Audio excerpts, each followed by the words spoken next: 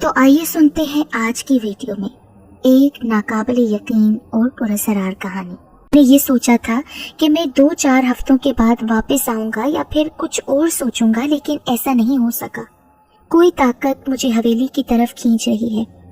शायद इस हवेली की अपनी कशिश है। हवेली मुझे याद आती है, इसलिए मैं हवेली की तरफ लौट आया हूँ। मुझे अपनी बुज़दिली पर हंसी भी आ रही है। एक बूढ़े शख्स से क्या खौफज़दा होना, भला इसमें डरने की क्या बात है। उस बेचारे ने सिर्फ इतना ही किया था कि एक भारी पत्थर को उठाकर दूर फेंक दिया, तो इसमें इतनी खौफज़दा करने वाली कौन सी बात हो गई। वो बूढ़ा आदमी हम जवानों से बेहतर ही है ना। उसकी सेहत काबिले रश्क है, उसने खालिस ग़िज़ाएं इस्तेमाल की हैं, वर्जिश करता रहा है। ये तो हम आज के लोग हैं जिसने अपनी जिस्मानी सलाहियतों को नकारा बना रखा है। 14 और 15 दिसंबर की तारीखें खाली तो नहीं थी, लेकिन उनमें कोई खास बात भी नहीं थी। लेकिन 16 तारीख में एक अजीब वाक़या लिखा हुआ था। 16 दिसंबर 1942। मैं उस बूढ़े से जब भी मिला हूँ वो मुझे नारंगी के दरख्त के पास ही दिखाई दिया है। हैरत की बात यह है कि एक तरफ तो मुझे उससे खौफ और डर महसूस होता है और दूसरी तरफ उससे मिलने की ख्वाहिश भी होती है। बहरहाल उस दिन मैंने उससे दरियाफ्त कर ही लिया। मोहतरम, ये तो बताएं कि आपका नाम क्या है। मेरा नाम सुहेल अख्तर है। वो मेरा नाम भी जानता था। वैसे आप रहते कहाँ हैं? क्या आपका घर कहीं करीब ही है? हाँ, इस दरख्त पर। मैं इस दरख्त पर रहता हूँ। क्या? दरख्त पर? मैं कुछ समझा नहीं मोहतरम, आप क्या कह रहे हैं?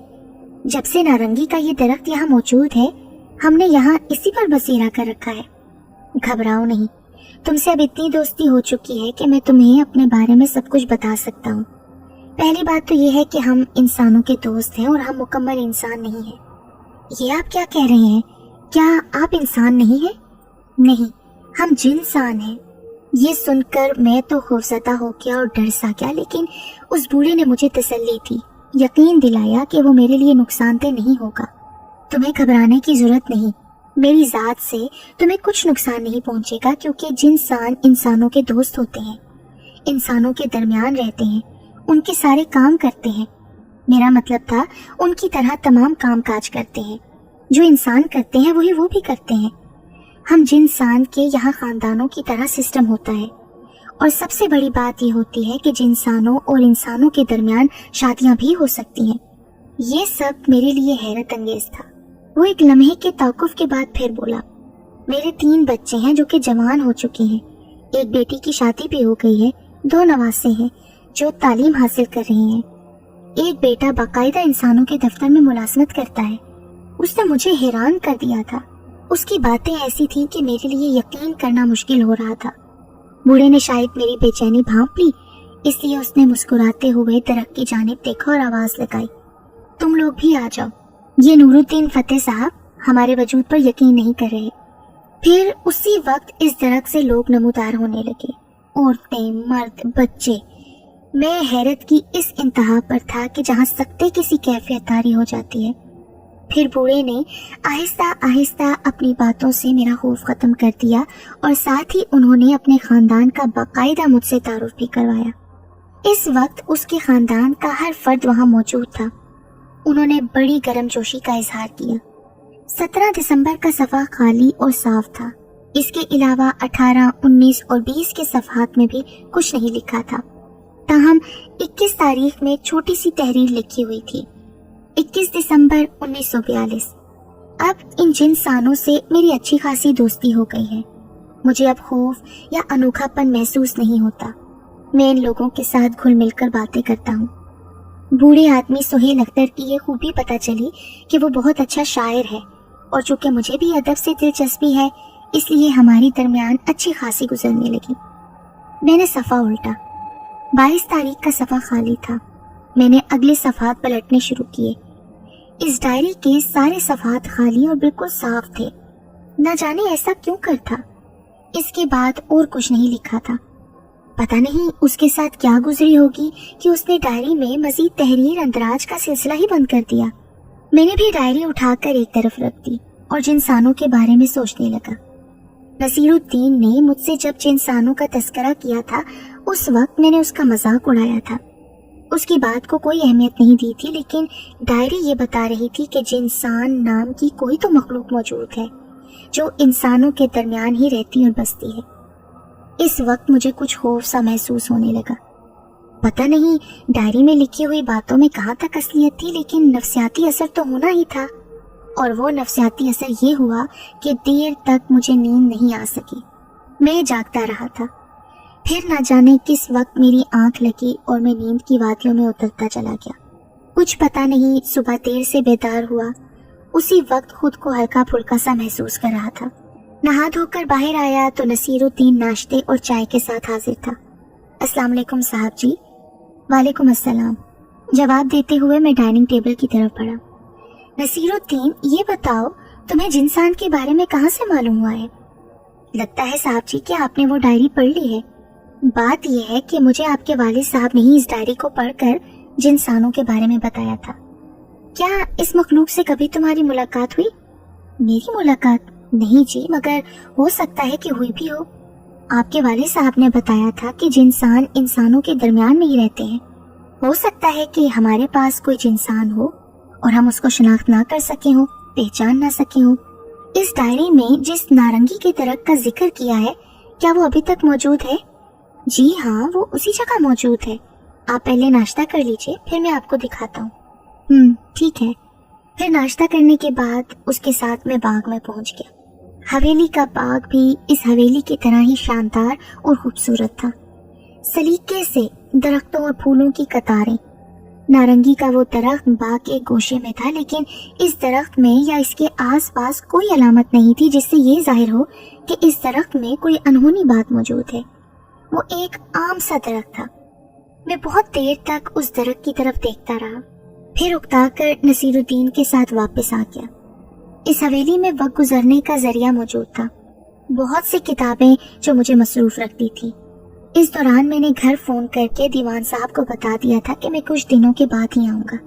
फिर मैं इसके बाद रोजाना नारंगी के दरख्त के पास जाने लगा, लेकिन मुझे कोई ऐसी चीज नहीं दिखाई थी जो मुझे अपनी तरफ मतवज्जा कर सकती हो सकता था कि ये इन लोगों का वहम ही हो जिसने एक फसाना तरतीब दिया था। हाउएवर, एक दिन मुझे वो दिखाई दे ही गई।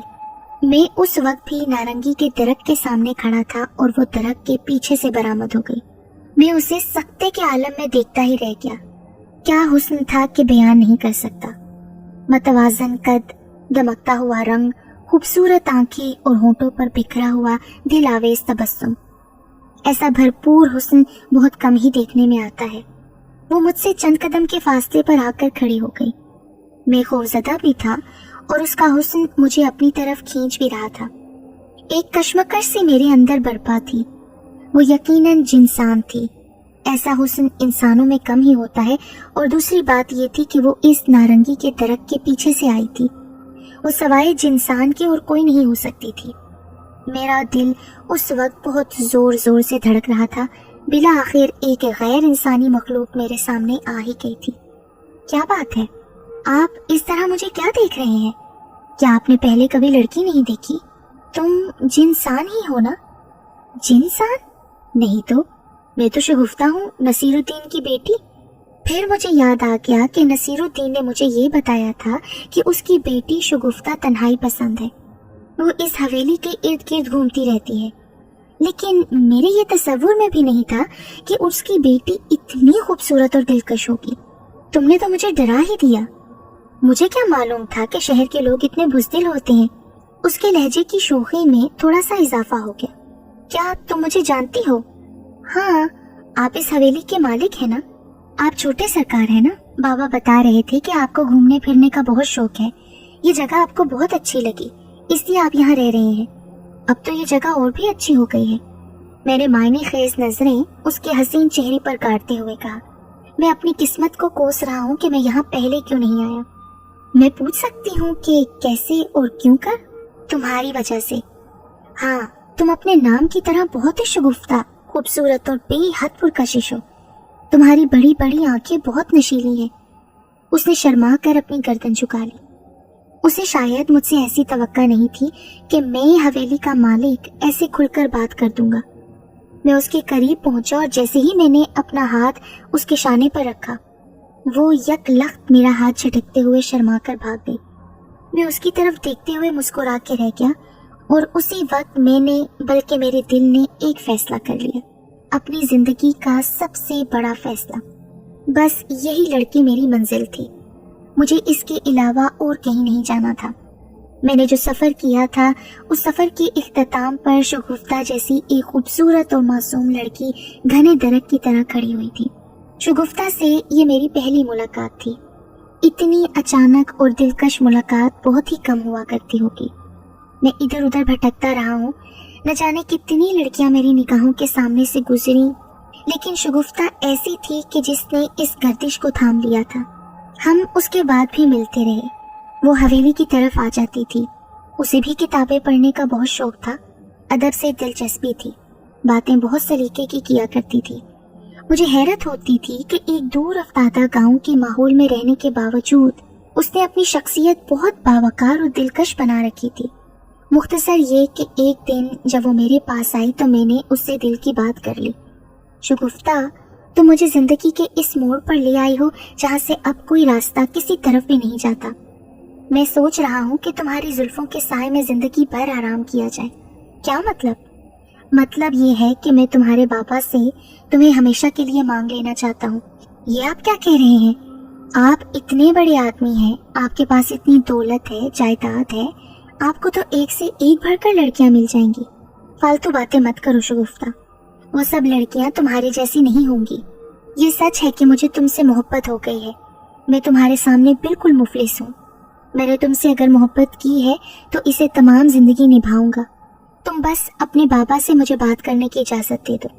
चले ठीक है, मेरी तरफ से इजाजत है, बात करके देख ले। वैसे क्या तुम मुझसे शादी करोगी? इसमें पूछने वाली कौन सी बात है? उसने बेइख्तियार बोलते हुए फौरन ही अपना सर इस तरह झुका लिया जैसे उससे कोई बहुत बड़ी गलती हो गई हो। मैं मुस्कुराते हुए आगे बढ़ा। मैंने उसके चेहरे को अपने हाथों के प्याले में भरते हुए ऊपर उठाया तो हमारी नजरें दो चार हो गईं कि आपस में उलझ ही गईं। उसकी बड़ी बड़ी आंखों में मुझे अपने लिए प्यार नजर आया। मैं धीरे धीरे उसके चेहरे पर झुक गया। मेरे होंठ उसके होंठों में पेवस्त हो गए। उन गुलाबी पत्तियों जैसे होंठों में बड़ी मिठास थी, शीरी रस था। मैं चखने लगा और मजीद निचोड़ना चाहता था कि शगुफ्ता एकदम मुझे धकेलते हुए एक जानिब को भाग खड़ी हुई और मैं मुस्कुराती नजरों से उसे देखता ही रह गया। मैंने दूसरे दिन ही नसीरुद्दीन से इस मौजू पर बात कर ली। देखें, मैं आपका एहतराम करता हूँ, मैं यहाँ इतने दिनों से हूँ, आपने मेरा मिजाज देख लिया होगा। नसीरुद्दीन कहने लगा, हाँ साहब, ये मैं अच्छी तरह जानता हूँ, लेकिन ये सब बताने की क्या जरूरत है? जरूरत है इसलिए कि मैं आपकी बेटी शगुफ्ता से मिल चुका हूँ और मैं ये चाहता हूँ कि आप मुझे, मेरा मतलब है मैं शगुफ्ता से शादी करना चाहता हूँ। हम दोनों के दरमियान बहुत देर तक खामोशी रही। शायद कोई पर्दा हमारे दरमियान हायल हो गया था। खुदा जाने नसीरुद्दीन क्या सोच रहा होगा, मेरे बारे में क्या ख्याल किया होगा। ये तो हमारी खुशकिस्मती है कि आपने शगुफ्ता को अपने लिए पसंद किया, नसीरुद्दीन ने कहा, लेकिन हमारे दरमियान बहुत फर्क है। मैं आपका एक मामूली सा मुलाजिम हूँ। बस प्लीज इससे आगे कुछ न कहें। मैंने नसीरुद्दीन को मजीद बोलने से मना कर दिया। मैं आपको यकीन दिलाता हूँ कि आपको मेरे रवैये से कभी कोई शिकायत नहीं होगी। मैं शगुफ्ता को हमेशा खुश रखूंगा। ठीक है साहब, मैं तैयार हूँ। साहब नहीं बल्कि बेटा आजाद कहिए। उसने मेरी तरफ मुस्कुराते हुए देखा। नसीरुद्दीन की इस बात ने मेरी रगों में खून का दौरानिया तेज कर दिया था। मुझे तो मेरी दुनिया मिल गई थी, शगुफ्ता हासिल हो रही थी। ये सादत भी कम ही लोगों के हिस्से में आती होगी कि उन्हें इतनी जल्दी उनका महबूब मिल जाए। पर आप हमें थोड़ी सी मोहलत दीजिएगा। गरीब सही, लेकिन कुछ ना कुछ तो करना ही होगा ना। हरगिज नहीं, आपको कुछ भी करने की जरूरत नहीं है। हमारे पास अल्लाह का दिया सब कुछ है। आप सिर्फ मुझे कबूल कर लें और शगुफ्ता मुझे दे दें। मुझे और कुछ नहीं चाहिए। फिर नसीरुद्दीन को मेरी बात मानना पड़ी। शगुफ्ता से मेरी शादी मेरी जिंदगी का सबसे खूबसूरत मोड़ था। ये शादी गांव में ही हुई थी। असर के वक्त गांव के कुछ लोग हवेली में जमा हो गए। शगुफ्ता को भी दुल्हन बनाकर वहीं लाया गया। वहीं हमारा निकाह हुआ और इस तरह शगुफ्ता मेरी बीवी बन गई। मैंने शहर फोन करके दीवान साहब को इत्तला दे दी थी। मेरा इरादा इसी रात शहर लौट जाने का था। हालांकि होना ये चाहिए था कि मैं 1-2 दिन वहीं हवेली में शगुफ्ता के साथ कयाम करता, लेकिन मैं ये चाहता था कि शगुफ्ता को लेकर शहर जाऊं। वहां दीवान साहब ने हमारे लिए हुजला अरूसी तैयार करवा लिया था। इस हवेली में शगुफ्ता के साथ रहना उसके शायाने शान नहीं था। मेरी ख्वाहिश थी कि शहर की बेगमात, लड़कियां वगैरह सब जमा हों, शगुफ्ता फिर से दुल्हन बनकर उनके सामने उतरे। फिर उन्हें एहसास हो जाता कि हुस्न क्या होता है, मसनूई हुस्न और फितरी हुस्न में कितना फर्क होता है। नसीरुद्दीन ने भी ज्यादा जिद नहीं की थी। जाहिर है शगुफ्ता अब मेरी हो चुकी थी, मुझे उस पर पूरा इख्तियार था, इसलिए मैं उसी शाम शगुफ्ता को लेकर शहर की तरफ रवाना हो गया। वापसी रेलगाड़ी ही के जरिए हुई थी। शहर वाले मकान में जश्न का सा समा था। दीवान साहब ने मेरे कुछ अजीजों और दोस्तों को खबर कर दी थी। वो सब के सब अपनी अपनी बीवियों के साथ हमारे इस्तकबाल के लिए मौजूद थे। उन्होंने भी जब शगुफ्ता को देखा तो उसके हुस्न को देखकर दंग रह गए। वो अगर सितारे थे तो शगुफ्ता उनके दरमियान किसी चांद की तरह रोशन थी। सब ने मुझे दिल खोलकर मुबारकबाद दी। फिर जब रात गहरी होने लगी तो एक एक करके सब वापस चले गए। अब मैं था, शगुफ्ता थी और दिलों की धड़कनें थी। हुजले अरूसी में पहुंचकर मैंने शगुफ्ता के सामने वो डायरी जिसे मैं अपने साथ ही ले आया था रख दी। ये क्या है? शगुफ्ता ने डायरी को देखकर दरियाफ्त किया। मैंने उसे डायरी के बारे में बताया। अब मैं इस डायरी में अपनी तरफ से कुछ लिखना चाहता हूँ। पर वो क्या?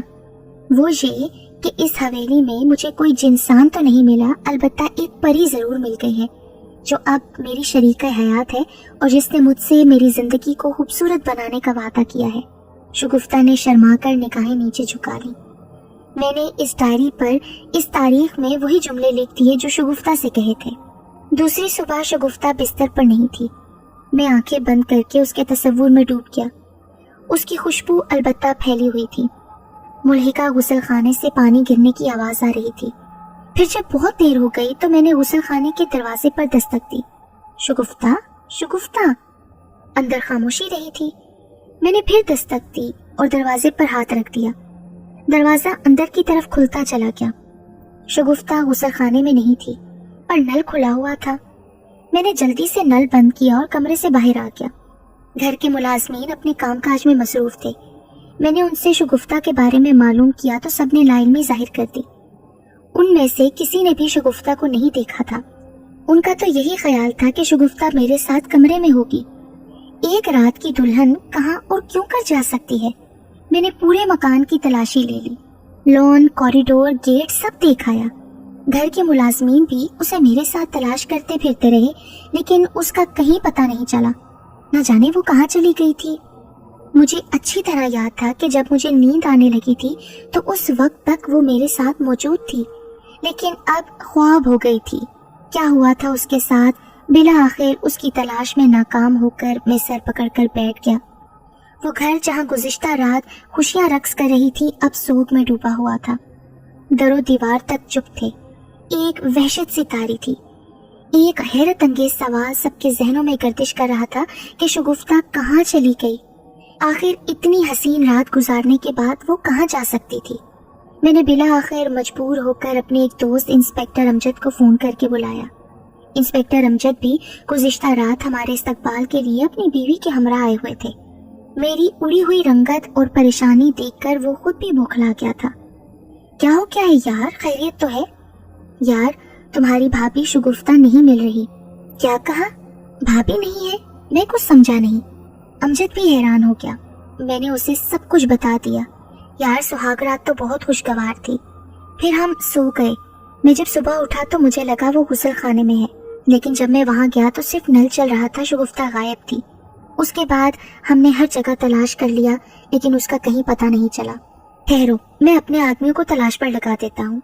तुम्हारे पास भाभी की कोई तस्वीर है? मैं कांस्टेबलों को एक नजर दिखाना चाहता हूँ ताकि भाभी जल्द दस्तयाब हो जाए। तस्वीर तो नहीं है, लेकिन हाँ, रात में हमारी शादी की वीडियो बनी थी, उसमें शगुफ्ता है। तुम्हारा फोटोग्राफर उस वीडियो की तस्वीर उतार सकता है ना? हाँ, क्यों नहीं, हो सकता है, बिल्कुल। उसने उसी वक्त फोन करके अपना फोटोग्राफर बुलवा लिया था, जबकि मैंने वीडियो वाले को तलब कर लिया। वो कैसेट साथ ही लेता आया था। मेरी हिम्मत नहीं हो रही थी कि मैं शगुफ्ता का चेहरा स्क्रीन पर देख सकूं। उसकी गुमशुदगी ने मेरे औसान खता कर दिए थे। मैंने अमजद से कहा कि वो वीसीआर में कैसेट लगा दे, लेकिन शगुफ्ता कमरे और घर की तरह उस वीडियो से भी गायब थी। जी हाँ, स्क्रीन पर उसका कोई वजूद नहीं था, बाकी सब कुछ था। आने जाने वाले लोग, ज़र बर्क लिबास, औरतें, बच्चे खाना खाने के मराहिल से गुजर रहे थे। ख्वाब का वो कुर्सी जिस पर शगुफ्ता को बिठाया गया था, सब कुछ अपनी अपनी जगह पर मौजूद था सवाए शगुफ्ता के। ये क्या हो गया है? भाभी कहाँ है? अमजद ने पूछा। उसके लहजे में हैरत थी। हम सब फटी फटी आंखों से स्क्रीन की तरफ देख रहे थे। शगुफ्ता कहीं भी नहीं थी। वीडियो वाला कसमें खा रहा था कि रात के वक्त कैमरे में शगुफ्ता वाज़ेह दिखाई दे रही थी, लेकिन अब वो ख्वाबो ख्याल हो चुकी थी। ये ऐसी हैरत अंगेज बात थी कि इस पर यकीन करने को दिल ही नहीं चाह रहा था। इसके बावजूद यकीन इसलिए था कि ये अनहोनी हमारे सामने हो रही थी। मैं तो पागल हो जाऊंगा आजाद, मैंने ऐसा केस पहले कभी नहीं देखा। अचानक मेरे जहन में वो अल्फाज गर्दिश करने लगे। जिनसान, कहीं शगुफ्ता जिनसान तो नहीं? खुदा की पनाह, यह कितना भयानक और हैरत अंगेज मुअम्मा था। वो नर्मो नाजुक खूबसूरत दिलकश शगुफ्ता जो मेरी बीवी हो चुकी थी, जिसके साथ निकाह करके मैं सुहाग रात तक मना चुका था। जिनसान एक गैर इंसानी मखलूक थी। अमजद बहुत कुछ बोल रहा था, अपनी बेपनाह हैरत का इजहार कर रहा था, लेकिन मैं कुछ भी सुनने से कासिर था। कुछ भी नहीं। मेरा दिमाग तो जैसे भग से उड़ गया था। वक्त पर लगाकर उड़ने लगा और आज इस वाक़े को कई बरस गुजर चुके हैं। मैंने इस हवेली में मुस्तकिल अपनी रिहाइश कर ली है जहाँ शगुफ्ता से मेरी मुलाकात हुई थी। नसीरुद्दीन और उसका पूरा खानदान शायद जिनसान था। गांव वालों के कहने के मुताबिक जिस रात मेरी शगुफ्ता से शादी हुई थी, उसी रात वो लोग कहीं गायब हो गए थे। अगर वो लोग जिनसान थे तो फिर मेरी जिंदगी के साथ उन्होंने ऐसा मजाक क्यों किया? क्या जरूरत थी ये मजाक करने की?